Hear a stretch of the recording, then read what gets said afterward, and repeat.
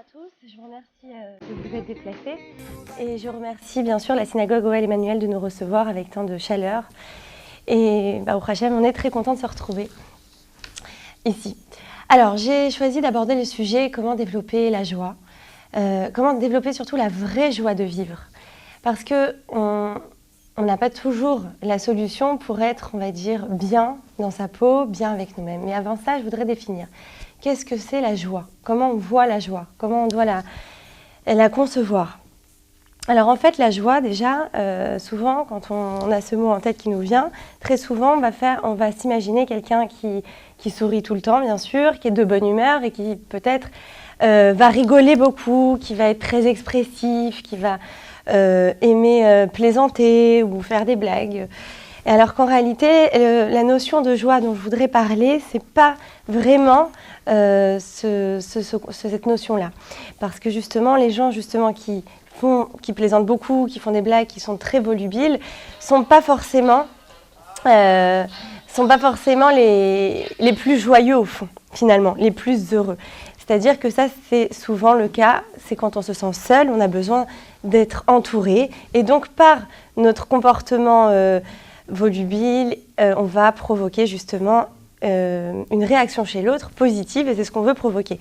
Mais en réalité, la joie, ce n'est pas ça. La joie dont je voudrais vous parler, c'est cette sérénité intérieure qu'on peut acquérir au fur et à mesure des années. Pour certains, c'est inné presque. On a l'impression qu'ils sont toujours sereins de nature. Et pour d'autres, je dirais même pour la plupart d'entre nous, on a besoin de le travailler pour que ce soit acquis. Et en fait, ce côté-là de joie, en fait, c'est cette sérénité, cette véritable joie de vivre. C'est une sérénité, c'est une sorte de plénitude. Je me sens bien dans ma peau, je me sens bien avec moi-même, je me sens bien dans ma vie. Et cette notion-là, qui a l'air comme ça peut-être simple, après tout, je vis ma vie, je suis moi, pourquoi se poser 36 000 questions? En réalité, on est beaucoup plus dans les questions que dans la sérénité. Donc comment on fait justement pour l'acquérir et pour ne pas être dans ces conflits intérieurs? Alors, d'abord, il faut comprendre une chose. La joie, ce n'est pas, la sérénité, on pense l'acquérir en ayant. On va travailler sur nous-mêmes pour avoir sans arrêt. On va chercher à avoir, à acquérir d'autres biens ou à paraître toujours, et on va penser que plus on va avoir et plus on va être heureux. Alors qu'en fait, la véritable joie de vivre va se trouver plutôt dans le plaisir d'être.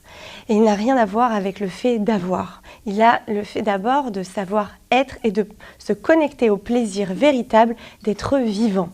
C'est le tout premier plaisir, on va dire, et c'est ce qui va nous donner justement cette fameuse énergie positive qui va nous donner la motivation pour avoir d'autres choses. Mais ça ne doit pas être dépendant avec l'avoir, c'est au contraire complètement indépendant de tout bien matériel. C'est une véritable connexion avec nous-mêmes. C'est être. Oui. Voilà, c'est plus être que avoir. Cette sérénité, on va la trouver à partir du moment où on aura enlevé tous les écrans. Le mettre en silence là.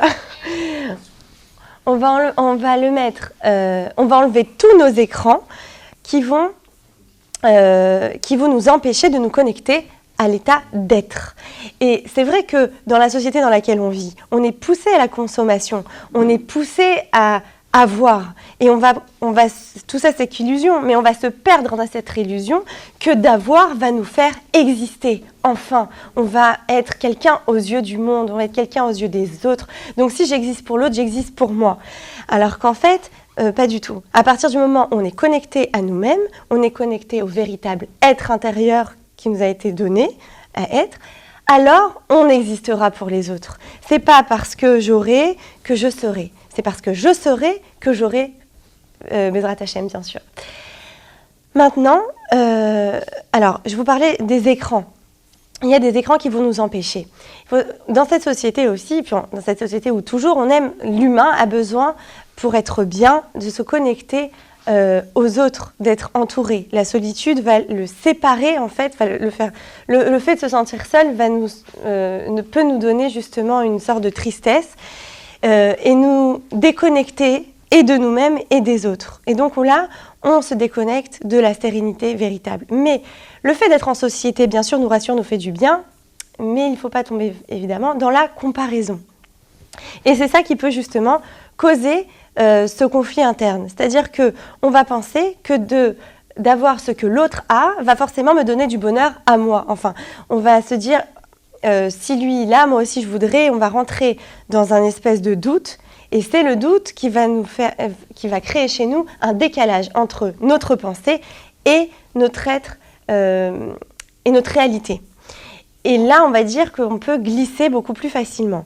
Alors qu'en réalité, il faut bien comprendre une chose. Pour être connecté justement à nous-mêmes, à la sérénité, à la plénitude, il va falloir comprendre cette notion que si nous sommes dans ce corps-là, dans cette vie-là, avec ces éléments-là, c'est que c'est pour le bien et c'est ce qui va nous permettre d'évoluer vers le bien et d'exister.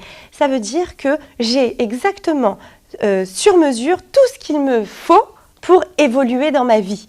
Je n'ai pas besoin d'avoir, par exemple, ce qu'a le voisin, parce que ce qui est bon pour lui n'est pas forcément bon pour moi. Et inversement, il faut que je sois bien conscient que ce que j'ai au jour d'aujourd'hui, c'est ce qui est bon pour moi, pour réaliser ce que je dois réaliser. Et on a tous quelque chose de différent à réaliser, quelque chose de différent à exprimer. Pourquoi ? Parce que mon être doit réaliser, c'est-à-dire doit évoluer. Avant de descendre sur cette terre, d'accord ? Alors ça c'est bien sûr de la Torah. Quand ma Neshama est descendue, elle a, entre guillemets, mis un accord avec Hachem, d'accord ? On lui a même proposé d'autres missions. On lui a dit, voilà, celle-ci, tu auras le choix entre ça, ça, ça. Et j'ai comme signé, en disant comme si vous imaginez un contrat, voilà, je suis prêt à vivre telles épreuves, tel événement, telle expérience pour évoluer, grandir, progresser. Je vais descendre dans ce couloir qui est le monde, qui est la terre, pour grandir et pour expérimenter, pour ensuite revenir en fait à l'état où nous sommes dans une visibilité extrême, c'est-à-dire quand nous n'avons pas le corps et quand nous ne sommes pas encore descendus, nous avons une connaissance beaucoup plus large, c'est-à-dire nous ne sommes pas limités, nous avons une visibilité extrême et là nous sommes d'accord en fait à ce moment-là, puisque nous avons tous les éléments, avec ce qui nous a été donné de vivre sur la Terre. Or, quand nous descendons sur la Terre, et là nous sommes dans un corps, donc c'est limité, nous avons une logique humaine et nous ne comprenons parfois rien du tout. Et nous avons forcément des choses pas toujours simples à vivre. Parfois, c'est vrai que c'est nous aussi qui nous rendons les choses compliquées, mais parlons d'un fait où c'est une épreuve, c'est quelque chose de très très dur à vivre. En fait, il faut comprendre que nous sommes, oui, avec un esprit limité, nous ne pouvons pas voir ce qu'il y a de bien là-dedans. Mais il faut en être quand même convaincu parce que notre Neshama intérieure, qui est connectée, elle, au divin, qui est connectée, elle, au monde invisible, si vous voulez, elle sait ce qui est bon pour nous permettre justement d'exprimer notre potentiel. Tout est là. Nous avons un potentiel et nous sommes donc tous une parcelle de l'infini de Hachem et nous sommes là, chacun, pour exprimer une partie différente. Hachem nous a créés de façon complètement différente, mais complètement, c'est-à-dire que c'est le plus grand des artistes, et l'artiste le comprend bien, chaque tableau qu'il va faire, il va mettre quelque chose de lui-même de différent, il va exprimer quelque chose de différent, et il attend, par exemple, si on parle d'un artiste peintre, que ce tableau exprime un certain sentiment, et aucun tableau ne se ressemblera, et dans chaque tableau, il aura mis quelque chose de différent.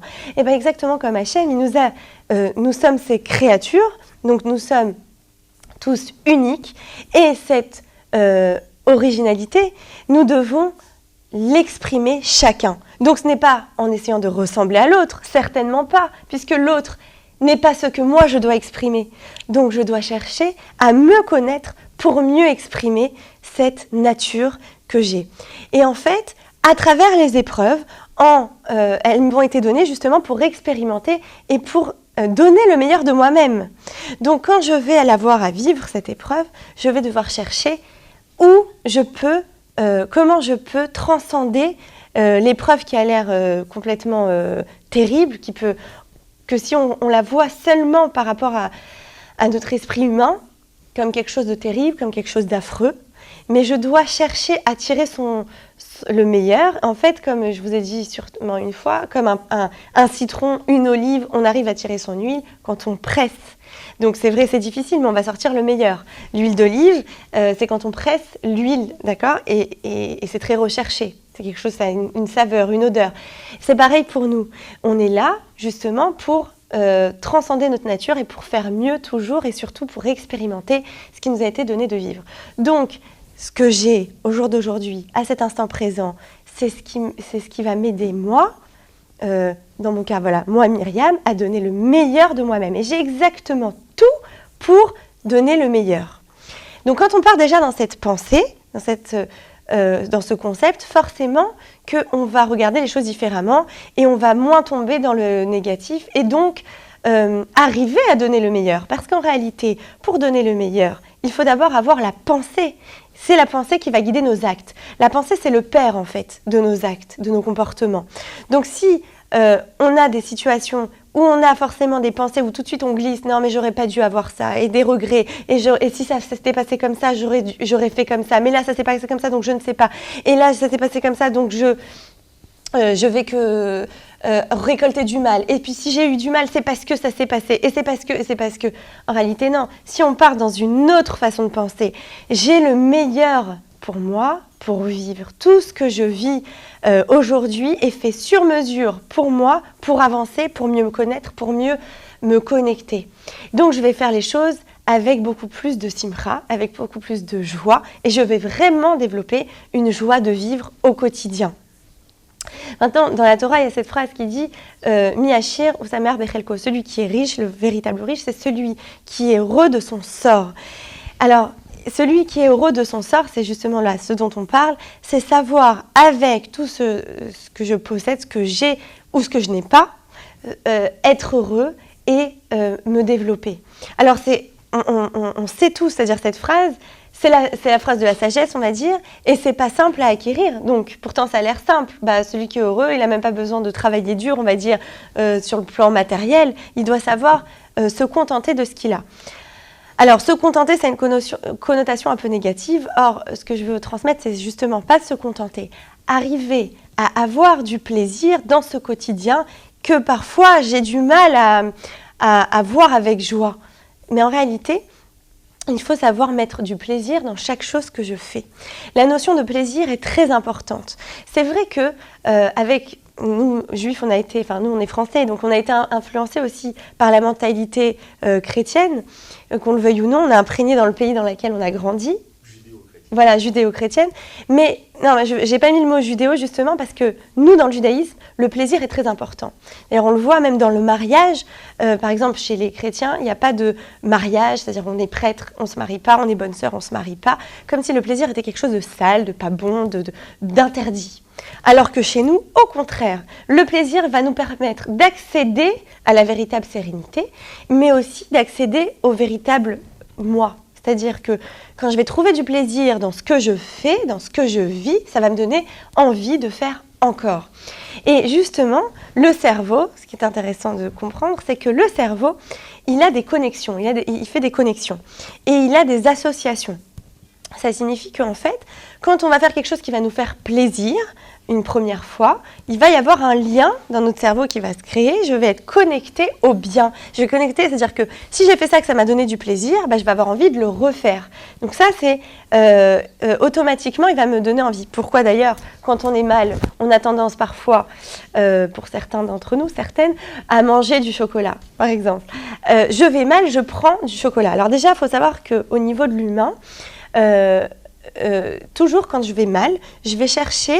Je ne peux pas rester dans un état d'instabilité totale tous les jours. Ce n'est pas possible humainement parlant. Donc je vais toujours chercher quelque chose qui va me faire plaisir justement pour me remonter. Je ne peux pas rester comme dans un trou. J'ai besoin. Donc c'est pour ça qu'il y a des addictions. On est addict par exemple au chocolat. Bon après ça peut être chocolat encore, on va dire que c'est pas trop grave, mais enfin à part pour les kilos. Mais au niveau, il peut y avoir des addictions plus graves comme l'alcool, la drogue, bien sûr, ce genre de choses. Mais pourquoi ? Parce que nous humains, on ne peut pas supporter de rester dans la tristesse trop longtemps. Donc on va chercher des choses qui vont nous faire plaisir. Donc pour en revenir au chocolat, quand on va mal, tout de suite on dit « mais pourquoi j'ai cette tendance à aller vers le sucré, vers le doux ?»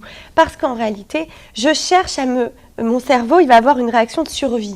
Il va dire « tu vas pas bien maintenant, donc pour te protéger, pour te créer des bons sentiments, je vais te donner quelque chose de sucré, de doux qui va générer en fait des bonnes hormones. » Parce que quand on mange du chocolat, eh ben, ça va libérer de bonnes enzymes et ça va donc, on appelle ça l'hormone du bonheur, on va se sentir mieux, au moins pour quelques instants. Et c'est ça que notre mental va essayer de faire. Mais nous, en réalité, on ne doit pas tomber là-dedans. Dans quel sens? C'est-à-dire qu'on doit comprendre au niveau raisonnable et ensuite le travailler dans notre inconscient que la véritable joie ne va pas venir de quelques instants, évidemment. Il faut que ce soit sur la longévité, mais surtout sur le quotidien et sur le temps. C'est-à-dire que chaque jour, je dois savoir que mon quotidien me réjouit, mon quotidien me satisfait. Je suis bien avec ce que je vis et je suis en adéquation totale avec ce présent. Et c'est vrai que malheureusement, pas toujours on y arrive. Et encore une fois, c'est les pensées qui vont en être à l'origine parce qu'elles vont créer un décalage entre ma réalité et ma façon de penser. Donc je dois absolument savoir trouver du plaisir dans mon quotidien. Donc, mon quotidien, pour en trouver du plaisir, par exemple, les enfants, quand on va vouloir leur faire étudier l'école ou que ce soit quelque chose d'autre, on a cette tendance à leur dire « Regarde, je te donne un bonbon, ou je te donne quelque chose de doux, ou je te offre un cadeau, pour que tu aies envie de faire encore, pour te donner de la motivation. » Donc, chez les enfants, on l'a comprise. Comment ça se fait que nous, les adultes, on ne l'a pas intégré? Alors déjà, évidemment que pour un enfant, on veut d'abord lui donner, comme on dit, la carotte pour que lui soit amené à faire les choses, mais on veut qu'en réalité, en faisant les choses, il prenne du plaisir et qu'en plus, après, il ne soit plus dépendant de ce bonbon ou de ce cadeau. On veut l'amener à faire. Mais en réalité, chez nous, c'est exactement pareil. C'est-à-dire que nous, on doit faire. En réalité, le véritable bonheur va venir de la satisfaction qu'on va avoir en faisant les choses. Et parfois, c'est vrai que nous, on cherche le plaisir instantané et que cette société de consommation va nous donner sans arrêt du plaisir instantané. Donc on va se perdre dans ces plaisirs instantanés et finalement on ne va pas se connecter à nous. Comment on se connecte à nous? Quand on se sent grandir, quand on se sent faire une expérience. D'ailleurs une expérience ça a une connotation très positive. Imaginez quelqu'un en laboratoire qui expérimente plusieurs produits, enfin c'est un scientifique et il essaye de guérir une maladie. Chaque expérience qui va lui faire avancer un petit peu pour son projet, pour son projet scientifique où il va enfin trouver la solution, tout ce qui va l'approcher de la solution va le réjouir. Mais pourquoi ça va le réjouir? D'abord pour le résultat, d'accord, mais parce qu'il sent que lui est à l'origine, qu'il a compris, qu'il s'en approche, que cette formule lui a fait déjà découvrir un certain produit. Donc il est sur le bon chemin et ça le rassure. Et donc il atteint déjà une sorte de sérénité. Mais pourquoi il est dans la plénitude déjà? Parce qu'il sait qu'il est dans le bon chemin. C'est-à-dire que, si j'ai trouvé cette bonne formule, ça veut dire que ça me fait avancer vers, moi je veux arriver à quelque chose de beaucoup plus grand. Mais déjà là, je suis dans la bonne étape. Donc quand j'ai un petit, c'est-à-dire mon micro-objectif, on va dire, qui est déjà rempli, donc je sais que je m'approche, donc je suis positif, donc j'arrive à avancer. Alors c'est exactement ce que nous, on doit faire au quotidien.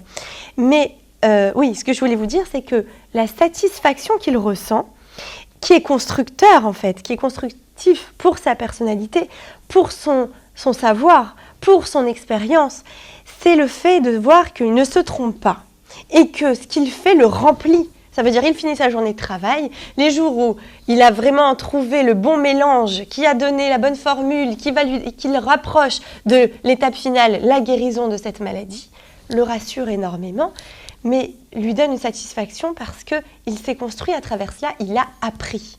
Vous voyez cette notion d'apprentissage, mais d'apprentissage positif. C'est la même chose qu'on doit avoir dans toutes les expériences de la vie. Quand on a un enfant et qu'on devient maman, par exemple, ou papa, forcément, on est en train de grandir. Alors c'est vrai que c'est difficile parce que face à ce petit être, par exemple, dans la notion pour en venir au couple, par exemple, on est d'abord un couple, on est parfois très heureux d'être en couple, et puis là, un enfant arrive, c'est le bouleversement total, on ne sait plus... il va falloir reconstruire, en fait. C'est un petit être qui est petit, mais qui prend beaucoup de place. Et là, il va falloir le comprendre, il va falloir se comprendre comment ses réactions, mes réactions. On voit que ça nous touche énormément. Mais en fait, quand on le fait que malgré la fatigue, on va dire, que ça génère, malgré les efforts que ça génère, au contraire, on est content de faire ces efforts. Parce que au fur et à mesure qu'on les fait, on sent que nous aussi, on évolue à travers lui. Il y a une autre dimension qui se dévoile en nous. On n'est plus dans la dimension seulement de femme ou homme avec notre conjoint face à l'autre. On est aussi une mère ou un père face à l'enfant. Donc, j'ai une autre étape de ma vie qui s'est développée et surtout un autre pan de ma personnalité que j'apprends à connaître. Et ça me passionne. À partir du moment où je suis dans l'apprentissage réel, c'est-à-dire que moi-même, je me suis connectée à cet apprentissage. Je ne suis pas dans le « Ah, encore j'ai ça à faire » ou « Encore, il me demande de l'aide, il faut que je lui donne à manger ». Donc quand je suis là, je me déconnecte de moi-même quelque part parce que je ne suis pas dans l'apprentissage. Je ne suis pas dans « je suis satisfait, j'ai fait, j'ai réalisé ». Et ça, il faut savoir le regarder et le voir. Et c'est vrai que aussi, là encore, pour en revenir à la société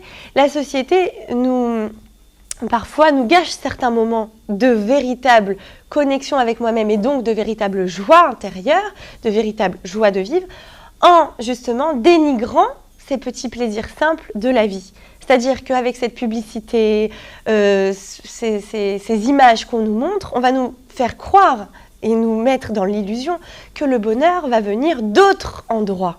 Donc nous, en fait, même si le bonheur est là à portée de main, on va regarder, hop, par là. Donc on ne va pas pouvoir l'apprécier, ce bonheur-là. On ne va pas pouvoir l'évaluer, véritablement se rendre compte à quel point c'est magique, à quel point je dois être reconnaissante et à quel point je me suis construite ou construit à travers cela, à travers cette expérience-là précisément. Et on va aussi se perdre en regardant, encore une fois, on va regarder l'autre, on va se comparer, on va se dire qu'on n'est pas à la hauteur, par exemple. Combien j'en entends qui me disent « mais je ne suis pas à la hauteur de ce que de ma vie, je ne suis pas à la hauteur de ce qu'elle attend de moi, je suis pas... Et puis regardez, je ramène peut-être pas autant que l'autre ramène, et je suis... Mais alors qu'en réalité, si on coupe là le circuit avec les autres et qu'on regarde et qu'on voit à quel point on a évolué, à partir de là où j'ai commencé, parce qu'on n'a pas tous commencé au même endroit. Donc, si par exemple, pour prendre l'exemple de la famille, si par exemple, moi je viens d'une famille complètement disloquée, d'accord ? Il n'y a pas eu vraiment d'harmonie. Et moi, je suis en train de créer une famille harmonieuse, d'accord ? Et que je compare avec une famille qui, elle, de père en fils, enfin on va dire, ils ont toujours vécu dans une sorte de simra, dans une sorte d'harmonie. Alors si je me compare à eux, forcément, je vais me dire, je ne suis pas encore au niveau, ils sont beaucoup plus calmes, par exemple, avec leurs enfants, regarde, ils sont plus organisés, mais regarde, toi, d'où tu viens. Tu as déplacé des montagnes pour le point de départ à lui, lui, il aura une évolution autre. Évidemment qu'il devra lui aussi évoluer, ça ne veut pas dire qu'on n'a jamais fini ici, ça veut dire qu'on est toujours en recherche de perfection et ce n'est pas pour rien, c'est parce qu'on doit toujours évoluer, ce n'est jamais terminé. Il n'y a personne qui peut se dire « Ah bah ça y est, moi j'ai assez travaillé, je m'arrête là ». Non, tant que tu es vivant, ça veut dire que tu as quelque chose à fournir pour justement te rapprocher de cette perfection et donc de cette plénitude. Mais toi, déjà, pour en revenir à cet exemple, cette personne qui a été dans une famille disloquée, qui maintenant crée une famille en harmonie, elle est en train de réparer toutes les générations d'avant. Donc, elle est en train de recréer en fait une connexion d'amour, ce qui est énorme. Et même si elle n'a pas fini, il y aura ses enfants pour continuer le travail. Donc, elle a déjà lancé la machine. Donc, comment se plaindre de cela et comment se comparer ? Vous voyez, on n'a pas tous les éléments. Il faut bien le savoir. Souvent, on se perd dans la comparaison de l'autre. J'en parle beaucoup parce que c'est un point essentiel pour notre développement, déjà, d'arrêter de se comparer.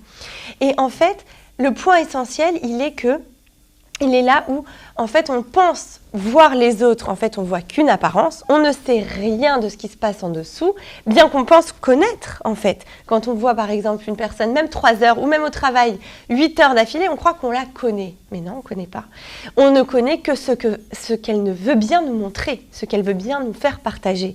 Mais on ne sait pas tout d'elle. On ne sait pas ses pensées. On ne sait pas ses souffrances. On ne sait pas ce qui lui a été, elle, donné de vivre et ce qui lui a été donné pour évoluer, justement, dans son chemin. Donc, vraiment, c'est une perte de temps qui nous fait en plus parfois désespérer. Donc, c'est vraiment vain. Mais c'est aussi notre lutte à nous pour surmonter ça et ne regarder finalement j'allais dire que nous, il ne faut pas tomber dans l'égocentrisme, hein, ce n'est pas le but, mais vous avez compris l'idée. C'est-à-dire que regardez notre chemin. Quand quelqu'un est sur ses rails à lui et qu'il est vraiment concentré sur son travail, il ne regarde ni à droite ni à gauche. On est d'accord, quand on a un projet... Eh bien, quand ça se passe comme ça, finalement, on s'aperçoit qu'on avance beaucoup plus vite et beaucoup plus fort et on va beaucoup plus loin parce qu'on ne s'est pas perdu avec tout ça. Et justement, quand on va commencer à regarder à droite, à gauche, ça doit être un signal d'alarme pour nous dire « Attends, là, ça veut dire que ce que tu as à vivre est peut-être difficile pour toi, tu as du mal, donc tu préfères regarder à droite et regarder à gauche plutôt que regarder droit devant toi. » C'est vrai, des fois, on a l'impression qu'on a un mur et qu'on va se cogner dedans. Alors, il faut comprendre une chose, quand on affronte la réalité, on a été construit comme ça et on n'en a pas conscience forcément, que d'affronter la réalité sans la fuir, sans la contourner, sans regarder ni à droite, ni à gauche, sans s'arrêter, ça va nous donner des forces pour affronter encore d'autres choses. Et ça va nous grandir, exactement comme, imaginons on est sur des rails, d'accord ? On conduit un train, allez. Et là, il y a une grande montagne en face de nous, on se dit, mais je ne vais pas pouvoir l'affronter. Donc là, je cherche à droite, je cherche à gauche s'il y a d'autres rails pour contourner ou pour ne pas avoir à surmonter cette montagne. Alors qu'en fait, en face de moi, il y a un chemin tout tracé, mais qui est vrai, qui est caché par les arbres. Mais si j'avais avancé un peu plus en faisant confiance, en étant dans un sentiment de confiance, je sais que tout est fait sur mesure pour moi. Donc si je suis sur mes rails et si je travaille, je vais rencontrer des rails moi aussi. Alors imaginons qu'il est dans la confiance. Et là, il y a des arbres, mais derrière les arbres, hop, je vois finalement, oui, il y a un chemin. Et je le prends. J'ai en fait surmonté cette montagne. Et finalement, je redescends, il y a toujours des rails, d'accord ? Je redescends et là, je m'aperçois qu'il y a une autre montagne. Mais l'autre montagne, j'ai déjà pris des forces de ma première montagne. Donc, je suis en confiance pour ma deuxième. Mais imaginez que j'ai essayé de contourner, et que finalement, comme ce n'est pas tracé pour moi, il n'y a pas de rail. Mais là, je me renverse et je dois réparer, me soigner pour ensuite, en fait, finalement, retrouver une autre montagne. Parce que quoi qu'il arrive, cette montagne, elle est faite pour moi, donc j'aurai à la faire. C'est-à-dire que j'aurai à l'escalader finalement ou à la traverser. Parce que, en fait, quand on fuit une situation parce qu'on la trouve trop difficile, elle va nous rattraper dans un autre sens. Donc, autant l'affronter. Et en fait, ce qui va nous empêcher de l'affronter très souvent, c'est cette peur qui est en nous. Je ne suis pas capable, je ne suis pas à la hauteur. Pourquoi je ne suis pas à la hauteur. Maintenant, pourquoi on m'a donné ça à vivre finalement ? Et des doutes, et des questions, et des doutes, et des questions qui va nous empêcher d'affronter la situation et donc de se renforcer. Parce que, encore une fois, d'affronter la situation ne va pas nous affaiblir, bien au contraire. C'est un leurre de croire ça. C'est au contraire, elle va nous renforcer. Et c'est vrai qu'on ne sait pas toujours comment le prendre. On n'a pas toujours les clés, on n'a pas toujours les solutions. Mais déjà, de se remplir de confiance. Ça va nous aider parce qu'en réalité, nous avons tout le potentiel qu'il faut, nous avons toutes les capacités nécessaires au bon développement de notre être et donc de cette épreuve. Et c'est vraiment, oui, une question d'émouna. En fait, quand on dit simra, la joie de vivre, c'est un rapport complet avec la émouna, avec la foi, avec le fait qu'on est là pour une certaine ou pour plusieurs raisons, mais qu'il n'y a rien laissé au hasard. Tout est relié et nous sommes là, oui, pour travailler. C'est vrai que ce n'est pas un monde, comme on veut bien nous le vendre, de plaisir pur. Mais en réalité, le plaisir, heureusement que ce n'est pas un monde que de plaisir, parce que finalement, quand on a plein de plaisir, on va dire qu'on est quelqu'un où depuis petit, on a été très gâté, on a tous les plaisirs. Mais on voit bien comment ça termine. Finalement, on est blasé de tout ça. On ne prend plus goût à rien. On se lasse. Pourquoi ? Parce que on ne s'est pas construit. Et que l'essence dont on a besoin, c'est justement cette satisfaction interne de nous-mêmes qui va nous construire. Quand je me dis j'ai été capable de vivre telle chose, waouh! Quand je regarde en arrière et que je suis fière de moi, c'est très constructeur. Pas pour dire je suis fière de moi donc je suis mieux que lui, attention. Non, pour dire j'ai été capable de faire cela, je serai capable d'en faire encore. Donc là, je suis rassurée sur moi-même, je prends confiance en moi et donc j'ai confiance en la vie. Et du coup, j'ai vraiment une sérénité qui va me caractériser et qui va m'aider justement à réaliser encore et encore des choses dans ma vie. Je ne vais pas rester enfermée dans une fausse croyance. Parce qu'en réalité, nos pensées vont alimenter une certaine croyance. Alors quand je dis croyance, c'est pas de la émouna, enfin de la foi comme on pourrait dire, c'est en fait notre structure intérieure. Nous sommes tous formés par une structure intérieure. Cette structure intérieure, en fait, elle se forme par les croyances. Les croyances, c'est ce qu'on va nous transmettre ou c'est ce que l'expérience de notre vie va nous laisser comme trace. Par exemple, j'ai raté un examen, ah ben je suis nulle. Ça, c'est une croyance qui s'est formée. Ou j'ai raté un examen, bon, je vais regarder où j'ai mal réussi ou je n'ai pas su réussir et je vais retravailler pour réussir. Mais ça ne veut pas dire de moi que je suis nulle. Ça veut simplement dire que à ce moment-là, peut-être j'étais pas assez préparée à cet examen, donc je vais retravailler pour y arriver. D'accord ? Donc en fait, là-dessus, sur mon expérience, donc l'examen, je me suis formée une croyance. Donc là, j'ai pris l'exemple de l'examen, mais ça peut être tout un tas de choses dans la vie qu'on va passer et on va se créer des croyances, mais qui vont déterminer nos pensées. Et à partir du moment où je vais avoir de mauvaises pensées sur moi-même, je vais forcément m'enfoncer dans quelque chose de négatif et ma vie ne va pas être la réalisation de mon être. Va être la réalisation de croyances erronées. Donc il va falloir savoir les identifier pour pouvoir justement nous permettre d'évoluer. Donc déjà être convaincu que nous sommes tous capables, quoi qu'il arrive et quoi qu'il nous est donné de vivre, de surmonter et d'avancer. Et cette capacité à y croire justement, donc on en parlait l'autre fois, c'était la résilience, mais évidemment ce côté-là va nous aider, mais pour y arriver, c'est cette confiance qui va nous aider. Cette façon de se connecter, encore une fois, à la vérité réelle. C'est-à-dire que je suis dans un monde où ici, c'est qu'illusoire. On a beau me faire croire que tout ça c'est réel, tout ce que je vois, oui, mais de toute façon, il faut bien que je me rappelle qu'au bout de 120 ans, Bezrat Hashem pour tous, je suis pas éternelle. Ça, c'est la seule chose dans la vie où on en est sûr, un jour on va partir. On n'est pas éternel. Donc si un jour je vais partir, je ne suis pas éternelle. C'est que ce monde-là est là pour quelque chose. Donc je dois chercher le véritable sens. Là, je vous parle dans le sens où si je doute vraiment, donc je pousse la réflexion jusque-là. Si vraiment je pense que ce monde, ce monde est là, il est là que provisoirement, puisque je vais m'en aller moi aussi. Donc si je m'en vais, à quoi je sers ? Pourquoi je suis là ? Et en répondant à ces questions, finalement, on va chercher aussi à trouver la vérité au fond de nous. Et il va falloir chercher à exprimer le potentiel réel qu'il y a au fond de nous. Et en fait, à chaque fois qu'on va dévoiler une partie de nous-mêmes, qu'on va être dans le véritable dévoilement, on va se rendre compte qu'on va être heureux. Encore une fois, pour en revenir à ce sentiment de satisfaction. C'est vrai que ça a été dur d'escalader cette montagne. C'était pas facile, j'ai dû transpirer, j'ai lutté. Mais une fois que j'arrive, je me sens bien. Mais c'est pas seulement je me sens bien, encore une fois, pour en revenir au plaisir, je me sens bien 2 minutes. Non, là, ça dure sur la longueur parce que c'est constructeur. J'ai appris de moi que je suis capable. Donc ça, c'est notre victoire personnelle. C'est le plaisir du travail bien fait. Voilà, le plaisir du travail bien fait, mais pas seulement. C'est le plaisir du travail qui m'a apporté et qui m'a construit. C'est-à-dire, imagine physiquement un petit bonhomme, d'accord ? Au fur et à mesure qu'il grandit, et ben, en fait, comme on grandit physiquement, quand on est adulte, on croit qu'on grandit plus. C'est vrai que physiquement, on ne va pas grandir, mais on va grandir intérieurement. C'est ce qu'on appelle après d'ailleurs la sagesse, la maturité. Et donc, on va grandir vraiment, profondément, intérieurement. Et c'est ça le but de notre existence.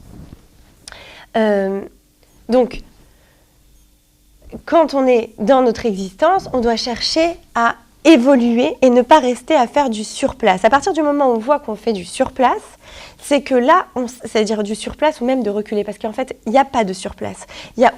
Le fait que je stagne va m'amener forcément à reculer, à régresser.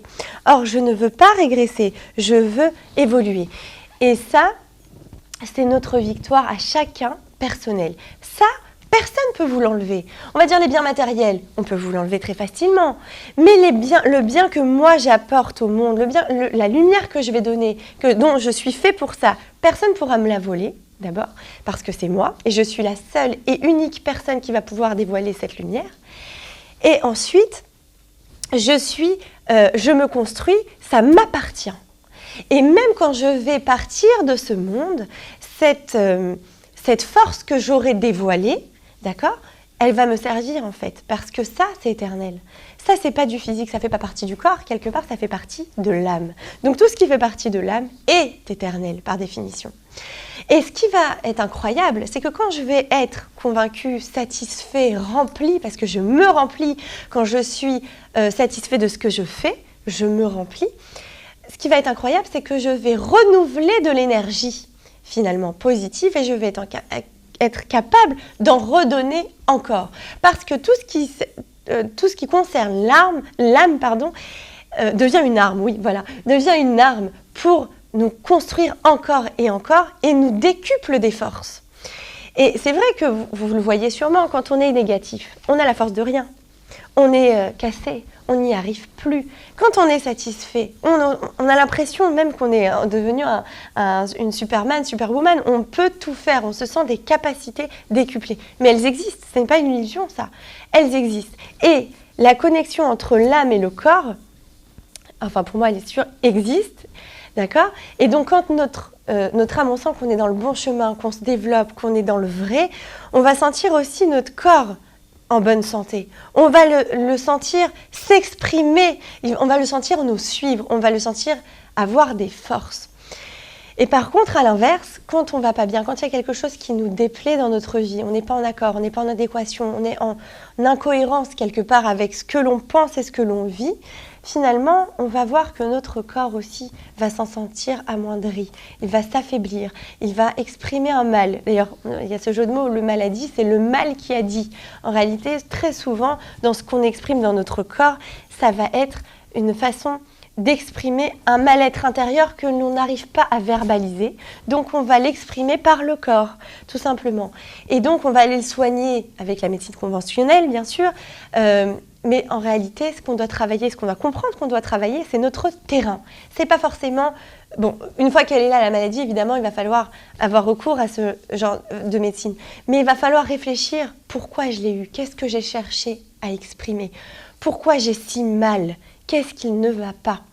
Vous savez, il y a des maladies comme la maladie de Crohn ou la colite ulcéreuse, ce genre de maladies, qui souvent, c'est des maladies chroniques. Voilà, tout ce qui concerne souvent les maladies chroniques vont en fait exprimer un mal-être intérieur. Et elles expriment souvent en réalité une colère enfouie, qu'on a peut-être peur d'exprimer et qui vont en fait nous ronger de l'intérieur. D'ailleurs, c'est des maladies qui marchent par crise. Il y a des moments où ça va et des moments où ça ne va pas.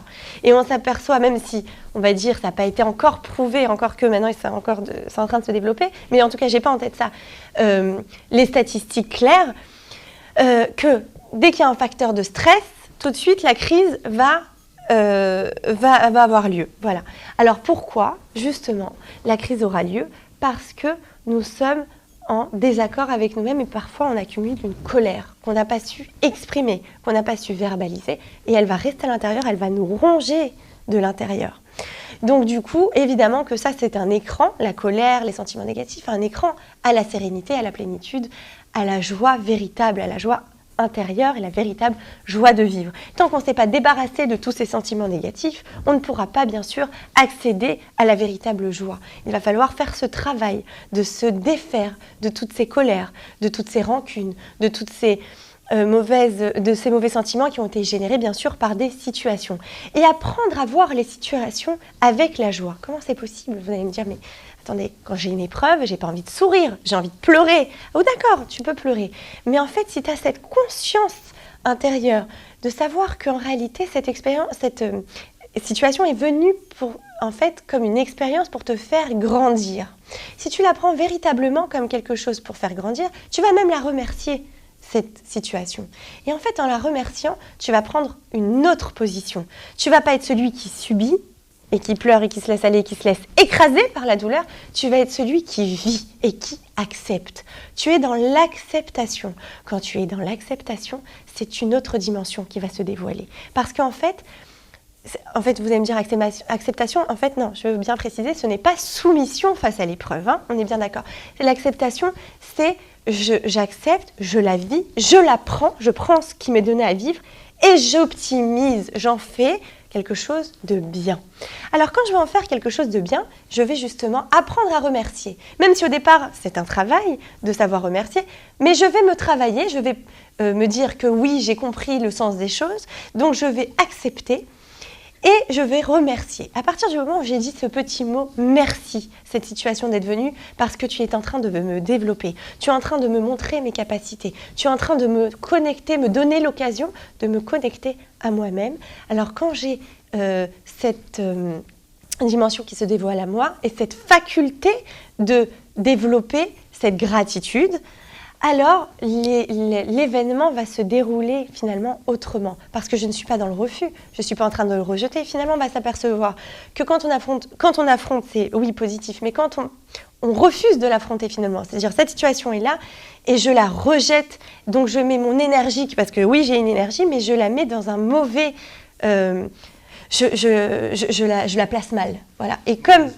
Voilà, une mauvaise lutte. Et du coup, je n'ai plus d'énergie pour lutter, pour grandir, évoluer, progresser et apprendre de cette expérience pour mieux avancer dans ma vie, pour mieux me développer, pour mieux m'étendre, pour mieux dévoiler cette lumière qui est au fond de moi et qui est en fait enfouie sous plein d'autres carapaces, sur plein d'autres barrages, je dirais, et que tant que je n'ai pas cassé tout cela, je ne peux pas laisser cette lumière m'envahir.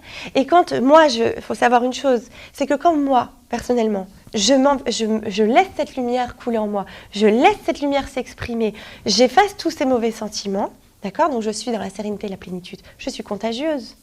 Je transmets autour de moi, j'influence autour de moi. Mais imaginez si le monde entier, là, allez, imaginez même ne serait-ce que nous, le peuple juif, on était tous dans la joie, on était tous dans la simra interne, que tout ce qui m'arrive, c'est pour le bien.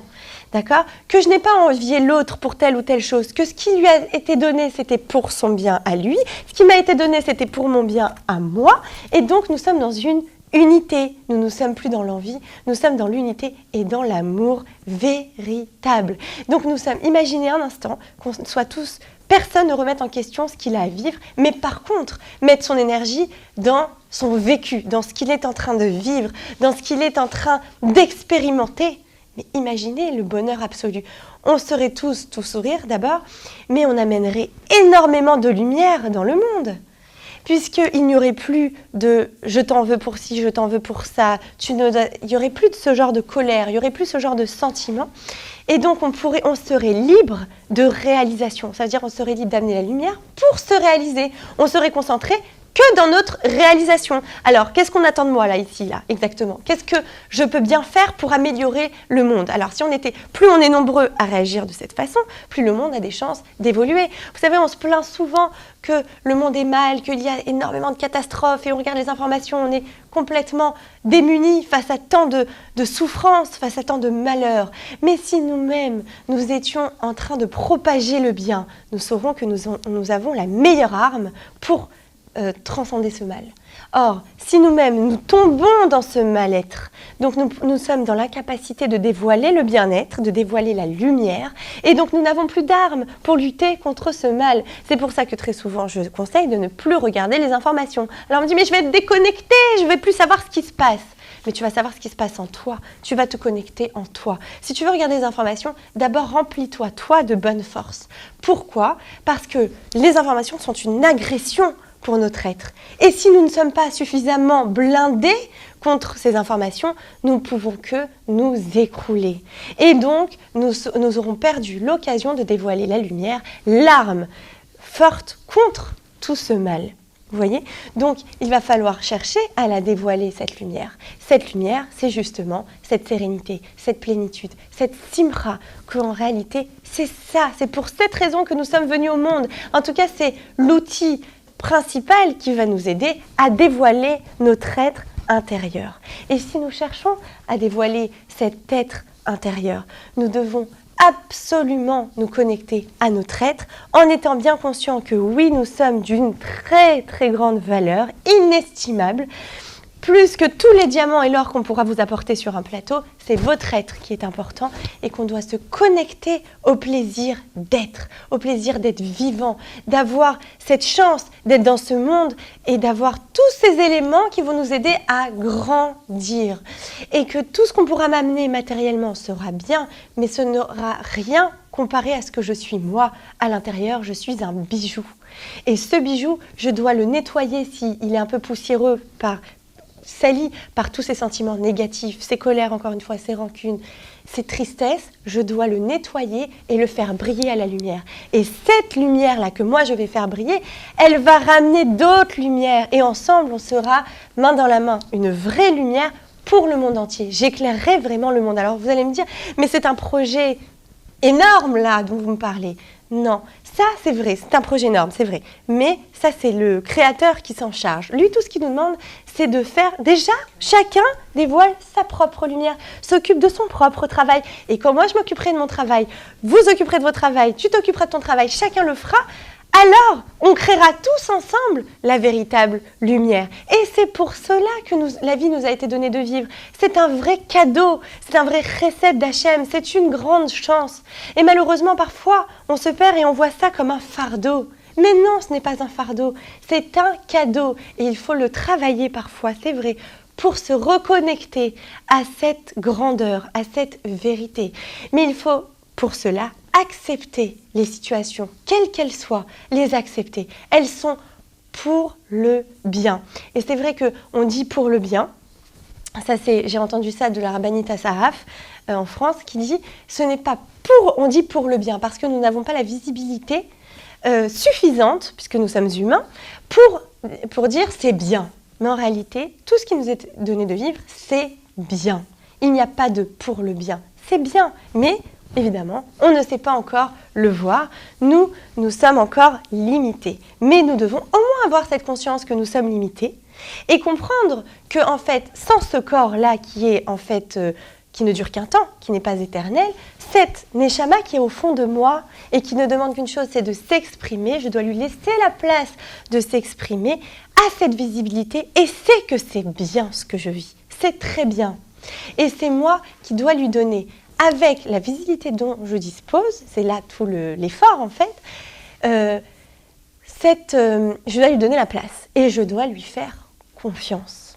Et quand je lui ferai confiance et quand je lui donnerai la place, alors je serai capable de remercier, d'accepter et donc de prendre une position quelque part supérieure aux événements. C'est-à-dire que là, je remercie, imaginez même une situation dure, je remercie cet événement d'avoir eu lieu. Je sais que ça va me permettre de me développer. Je ne subis pas là, je suis acteur de ma vie.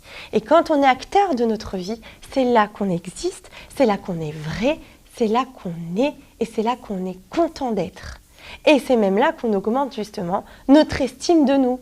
Quand on se dit, quand je vous parlais de la montagne tout à l'heure, quand on se dit j'ai fait, je suis fière de moi, on augmente notre estime de nous. Et quand on augmente notre estime de nous, qu'est-ce qui se passe? On a de l'énergie, on arrive à refaire encore, et même mieux que ça, on a envie encore d'en faire. Un peu comme un soldat en guerre, quand il gagne une bataille, il a une énergie décuplée, il se dit ça y est, je suis capable de tout casser, de tout conquérir, je suis le plus fort du monde.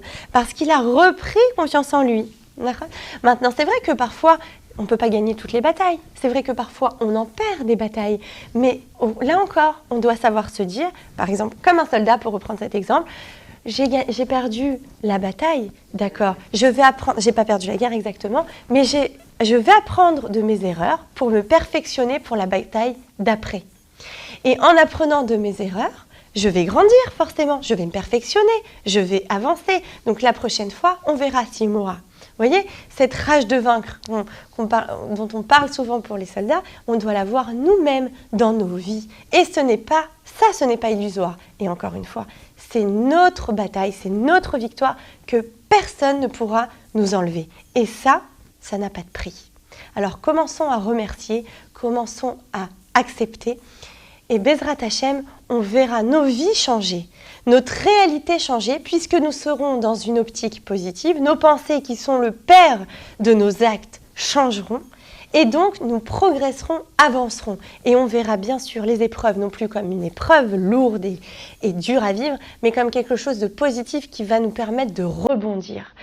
Et donc, nous serons toujours amenés à faire mieux et à dévoiler notre être intérieur dans le bien. Bezrat Hashem Sheniske, que tout le monde soit capable de le réaliser. Bezrat Hashem, enfin, on est tous capables, mais qu'on soit toutes dans la réalisation de nous-mêmes et pas dans les doutes qui sont en fait des écrans à la réalisation de nous-mêmes.